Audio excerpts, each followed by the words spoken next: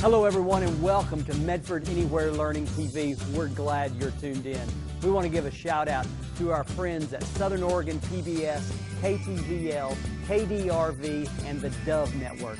Thank you for hosting us on your station. In the Medford School District, we have one shared vision, and that we believe that all are learning, and learning is for all. And what better place to do that than right here on Medford Anywhere Learning TV. Hello everybody, it is Teacher Connor here with Miss Britt from the Learning Loft Preschool at Kid Time Children's Museum. Previously in Britt and Connor's detective office, we were in the middle of a mystery adventure. We interviewed Ivan and found out he wasn't guilty. We read a really awesome book. We also interviewed Connor and he didn't match the crime. We have a whole list of suspects left to interview. Here, Britt, we actually don't. I think we interviewed Ivan, we interviewed me. We only have you left as a suspect to interview. Oh. Stay tuned to find out. You know, I think we need to take a little bit of a break and do a little bit of research on how to exactly conduct a mystery, because I feel like we're missing something. I have a book about mysteries that might just help us. I've never solved a mystery before. This is my very first time. I've never even been in a detective office before. I think you're right. Let's do a little research here. Okay. All right, everybody. It's time to do a little bit of research on how a mystery is conducted. Now, I have brought this fantastic book called The Great Paper Caper by Oliver Jeffers. Here we go.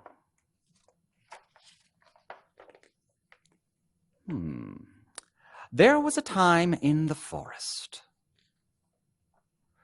when everything was not as it should have been. Everyone who lived there had been noticing strange things. Branches, they agreed, should not disappear from trees like that.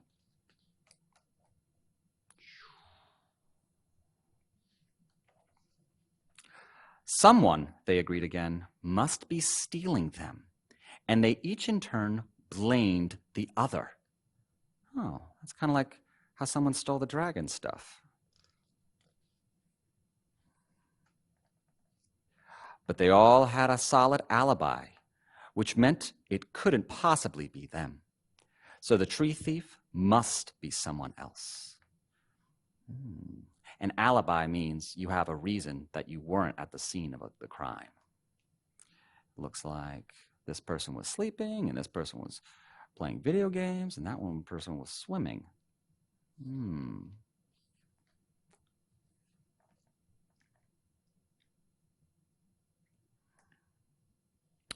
It was all very mysterious indeed. An investigation was launched to get to the bottom of things. Oh, that's just like us with our investigation.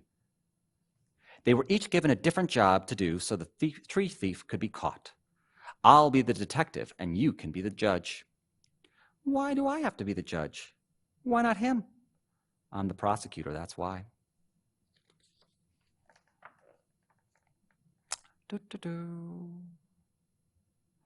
112th Biennial Paper Airplane Competition, next Saturday, 2 p.m. All entries welcome. That seems relevant to the plot.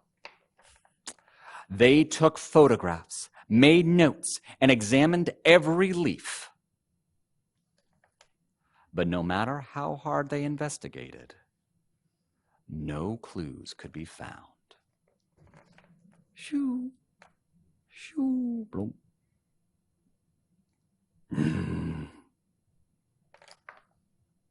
Looks like that bear is hiding. Then an eyewitness report led them to some evidence that had blown in not far away. Looks like a paper airplane. And it had the bear's paw prints all over it. That's kind of like the shoe print that we found. They had found their culprit. It looks like they're making a phone call. Hello, police?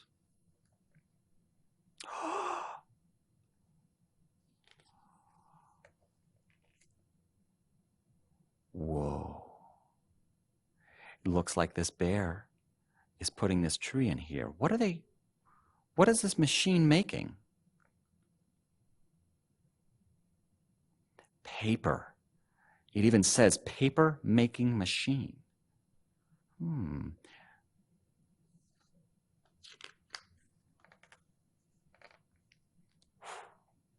Looks like the police showed up. The policeman walked outside of his car, investigated the house. Inside the house. Oh, look, there's some other bears. This is Champion 1936. That's quite a ways ago. And he's holding a little paper airplane there. This says Champion 1972, and it's a bear with an epic mustache. Has a gold medal and a paper airplane. Oh, there's more paper airplanes there and with trophies abound. Knock, knock. I wonder who that could be.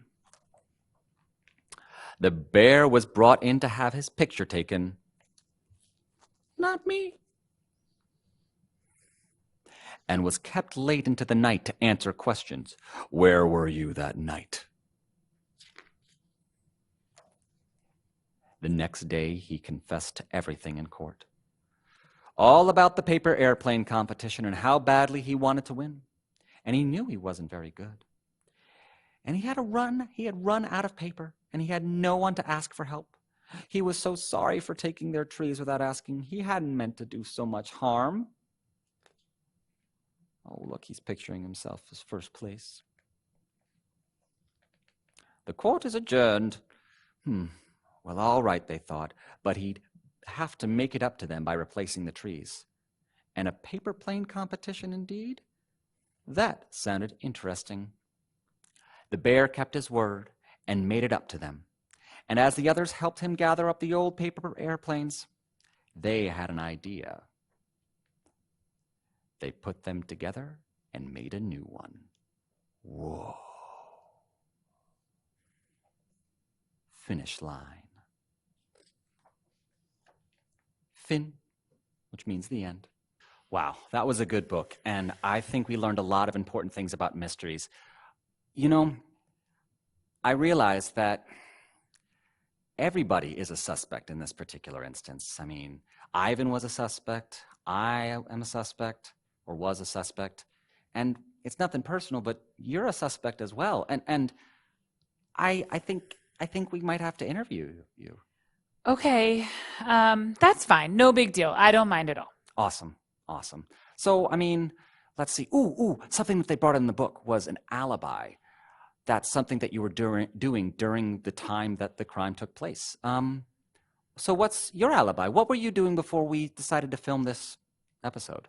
Well, I jogged here today. So okay. I went for a little run, and then I arrived at the studio, and you and Ivan weren't here yet. So I was just kind of like hanging out before we got started. Just here. You were here alone? Yeah, it was fine though. I do that all the time, and it was after a run, so I was just kind of resting. Interesting. Yeah, it's no big deal. Oh, okay. All right. I'll keep a mental note of that you were here alone while the crime took place. Let's move on. Let's move to clue number 1. Now, in front of you, you will see clue number 1, the footprint at the scene of the crime. Can you do me a favor, Miss Britt? Can you take your shoe off and just see if that lines up? Oh, sure. No problem. All right. I've got my shoe here. Mm-hmm. And oh, look at that. That's a pretty perfect fit. But yours was a perfect fit too. So it's not really. What did we do when mine was the perfect fit? I don't remember. I think it was just, everyone's shoe fit. No big deal. What part of the shoe did we look at? The top. That's right. Thanks, guys. It was the bottom of the shoe. Can you flip the shoe over? Yeah. Oh. I can. It has those square marks that are the same as the footprint there. Yeah. It's kind of hard to see in the black and white, but it looks like it even has that little swoosh mark too. Yeah. But these are very popular shoes, Teacher Connor. I see people wearing these kind of shoes all the time. Uh-huh. Yeah, Those running shoes that you yeah, ran in here yeah, with yeah. They're very common. that match the running shoe imprint on the Yeah. clue. Okay. So you were here alone with your running shoes. That's interesting. Perhaps we should move on to clue number 2. Yeah, no problem. Now, clue number 2 is the Fitbit there, Yeah. and that what does a Fitbit do? Oh, you runners use Fitbit to see how fast they go and how many steps they go, and they're most often worn by runners and sometimes swimmers too. Really? Swimmers love Fitbits. Is that particular Fitbit familiar? I have never seen this Fitbit in my life. Really? Never. Well, that's what Ivan said. And we had him show us his wrists because it has been really sunny outside lately. And sometimes when people wear watches or Fitbits, they get what's called a watch tan. And it's this little part on their skin that's a little lighter than the rest of their skin. So, Miss Britt, can you just for, to make sure that you're not the culprit, can you go ahead and show us your wrists? My wrists. Yeah, you could show us wrist. Sure. Oh, yeah, it looks like you're wait a second. No. Yeah, Just- there's no mark there. No? You're good. I guess you're clear to go. Did we forget something? Oh, that's a good point. They brought up a good point. Can you show us the other wrist too? Sometimes people wear their Fitbit on the other hand. Okay. Miss Britt, Yeah. you have a watch tan. That? Yeah. Yeah. I do. Huh. Oh, no, Teacher Connor. This is from my fancy watch. Uh-huh. Here, let me show you guys. I'll show you up closer. See, my fancy watch leaves a nice circle print. And this watch has a square. See? Miss Britt, I know it's kind of hard to see, but I'm pretty sure the shape on your wrist is indeed a square. So what I'm getting from this is that you ran here, you were alone, you have had a watch on your wrist, and that brings us to our third and final clue, the plaid. Yeah, the plaid. Hey, Miss Britt, Yeah. does that plaid look a little like the plaid that you're wearing? It does, actually. I need to confess. Okay. Teacher Connor, it was me. I took all the dragon stuff. I hid it back in the broom closet, and I didn't get rid of it, and I didn't do any damage to anything. I just hid it because, here's the thing, Teacher Connor, I'm so scared of dragons, and I don't want to do a dragon lesson. Oh, well, when we were in the car and we were talking about different lessons that we could do, and I was super excited about it, but why didn't you tell me? I should have just told you, but I didn't because you were so excited and you were feeling like jumpy and smiley and like you had all these ideas and you just kept going and going and going with all the ideas, and I kept trying to tell you. And I wasn't really noticing either. I saw your face looked kind of upset, and I just kept on moving past, and you were really quiet, and I just kept on moving past, and you were not jumpy like I was jumpy, which I was very jumpy. And I didn't even notice. I was feeling really nervous and really scared. And instead of telling you, I just hid all the dragon stuff. Miss Britt, it's okay. I understand being scared of something, but maybe next time you could talk to me instead of taking the stuff and hiding it in a broom closet? Yeah, I should have just told you because I've told you things before, like when I didn't really want to do the underwater basket weaving lesson and you were okay with that. I was. I mean, the scuba diving equipment is just way out of our budget, so, but, I should have just talked to you because when you're feeling scared or when you're feeling nervous or when you're feeling worried, you can just tell somebody. Well, you know, Miss Britt, maybe we could talk about doing a dragon lesson a little bit later, and we could talk about what makes the dragon lesson scary. And we could try something else next time. Oh, maybe you could help me overcome my fear of dragons. Yeah, we could just put a bunch of dragons in your face. Oh, I don't think I'm ready for that. Oh, okay. Maybe baby steps. Baby steps. All right, baby steps. Well, that was an interesting and amazing mystery. That was really fun, actually. That actually was. That was pretty awesome. We got to solve a mystery. We got to be in black and white in a detective's office. In our own office. Yeah, it says Britt and Connor. This is our detective office, clearly. And we got to have a lot of fun using clues, learning about alibis, suspects, and we got to read 2 really great books. Those were good books. Oh, high five to an awesome lesson. Oh yeah. Right, we're 6 feet apart, 6 socially feet distanced. apart. But anyway, thank you very much, and thank you very much, and we will see you next time. Thanks, everybody. Thanks for tuning in to Medford Anywhere Learning TV. Medford School District is a place where all are learning, and learning is for all.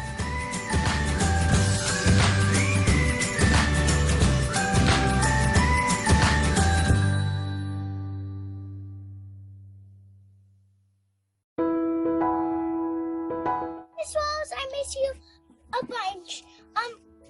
I hope that this virus stops so I can see you more.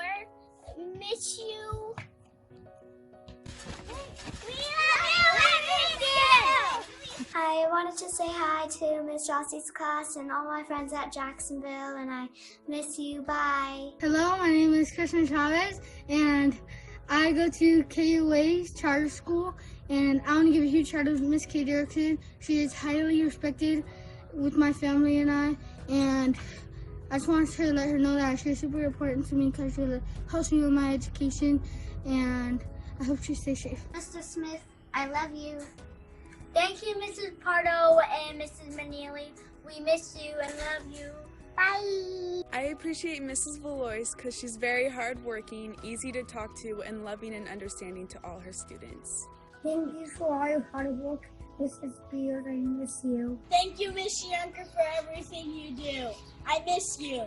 Hi, Mr. Romery and Senora Weintraub. Thank you for all you've done for me. Hi, Mrs. N. I'm making you a cat because I miss you so much. I hate being on camera, but I wanted to let my teachers know how much I love them and how much I miss them. Thank you guys for being the best and the greatest. Thank you so much for teaching me. Hi, my name is Natalia and I go to Lone High School. My teachers are Miss Southmead and Miss LaBelle. I want to thank them for always supporting me, even through this hard time with coronavirus and doing Zoom calls to teach each other every Wednesday. I just want to thank you, Miss S and Miss L. And thank you all teachers. I appreciate you.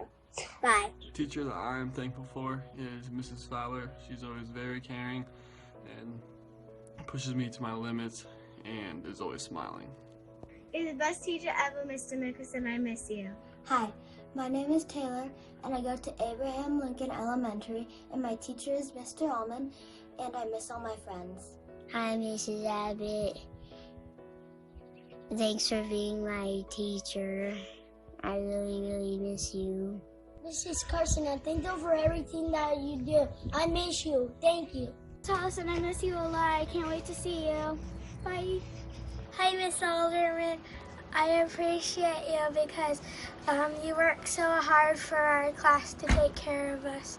And I miss you. Say hi, Miss Tolson, for being my teacher! Hey, South Medford teachers. I just want to say thank you from me to you for mainly these last 3 years. You guys have taught me so much and really helped me make the person that I am today, and you guys have been so gracious and lenient and just all around good teachers, and you're dedicated to your students. So if you've had me as a student, I just want to say personally thank you so much, and for like always taking the time to teach me and explain things and answer my millions of questions. And also, even now in quarantine, you guys are still dedicated to your students and you're still working hard to teach us. And I just want to say thank you, and I hope you guys are doing good. I'm thankful for Miss Blessy at Roosevelt School. She's the best. Hi, Mr. Barbie, thank you. I'd like to say hi to all my 6th grade teachers, Mr. Franklin, Miss Banky, and Miss Cabot. Thank you, Mrs. Stratton. Thanks, Miss Murphy at Hoover Elementary. We miss you. Hey, Miss Dode. I love being in your class. I miss you. Go Beavers. Go, Mrs. Dawson. Hey, Team 72 teachers. Thanks for being so great. I miss you. Go Bulldogs. Hey, just wanted to give a shout out to Miss Mie's class at Jacksonville Elementary. And a hi to all of the students, staff, and teachers. I miss you. Bye. Hello, I am Malachi. I go to Lone Pine School.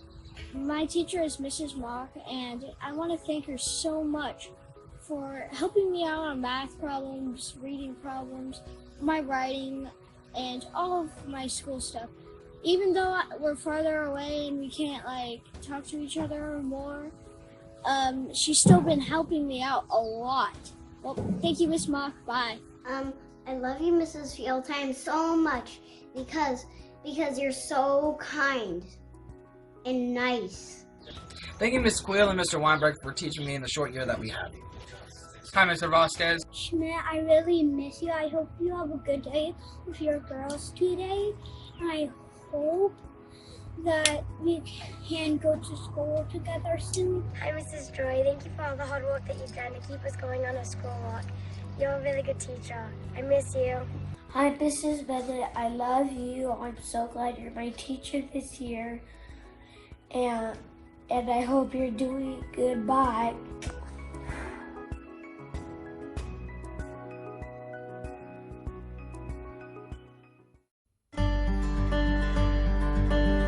It's a big enough district, so you get all the support that you need from the different staff, from the coaches, from the administration. But at the same time, it has a sense of family. We all know each other. It's a small community in that sense. The environment at South Medford is one of the most positive environments that I've ever been in. You walk down the hall and you talk to your peers and you feel supported and you feel loved. It's a community-oriented place, not just teachers, but the community is involved in the education of children. And I believe that in this district, we work very, very hard together for a common goal to make sure that all children are succeeding at all levels and all diversity, and we try to incorporate as many things as we can and work together to make sure that children are going to succeed. My name is Gloria Pareto Robertson, and I'm the Oregon State Teacher of the Year for the year 2017. I teach kindergarten at Howard Elementary in Medford, Oregon. The reason why I love teaching in Medford is that, especially here at Howard Elementary, we have such a diverse population. We have, this year in my class, I have students that are Filipino and they speak Tagalog, and then I have some students that speak Spanish and they come from all different parts of South America. Our students really need role models. For kids to see, hey, you know, that person looks like me. They even speak like me at times, or being able to connect to the parents in that way. That it's absolutely critical that our kids see their faces in the role models that they're looking at every day. One of my former students, she is now in community college. She was in my kindergarten class 13 years ago. She says, you have been my first and for the longest time, the only Mexican teacher I've had. And the fact that my mother can communicate with you and the other parents were able to communicate with you and see that school is a wonderful place to be and that it's a safe place to be and that we can learn just as well as everyone else. And so she wanted to come back and think about her teaching career here back where she started originally. To spell by stretching I'm them Isaiah out. Ganaway, and I teach kindergarten, and this is my first year I love it. I'm having a great time. It's a lot of learning, but that's part of the fun of it too. The other kindergarten teachers took me in, let me be a part of the team, let me have input, which was fantastic for somebody who doesn't have experience, and they listened to me and let me be a part of the team. One of the best ways for teachers to feel successful is when the students experience success. And you know, all the professional development that we do outside of the building is really important for us to sharpen that saw. But at the same time, the best professional development takes place inside the building. And when teachers collaborate with each other, that is just, we get so much out of those experiences. The support that you get from administration and from the other teachers is different than in all places. So you really want to check out the school and the school district that you're going to. I had a 10-year career on the East Coast, and when I made this move, I made it deliberately.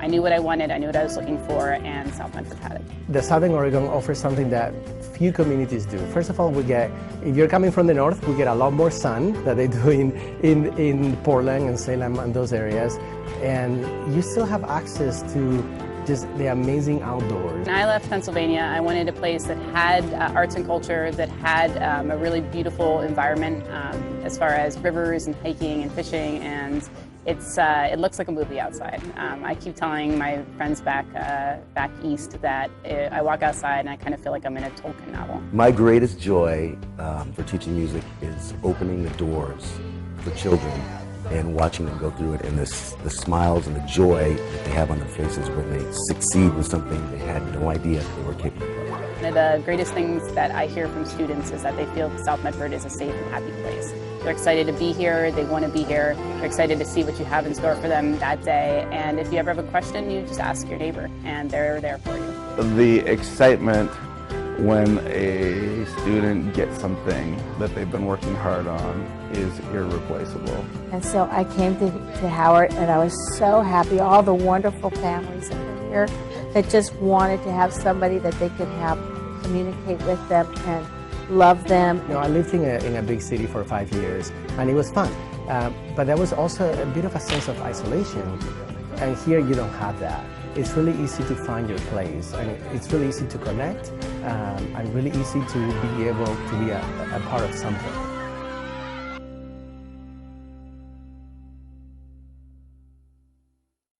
My name is Stella, and I'm in 5th grade. Tell me about the school board. What do you know about a school board and what a school board does? I think it makes like big decisions for the school, and do you decide field trips? It is the people that decide like stuff about the school, like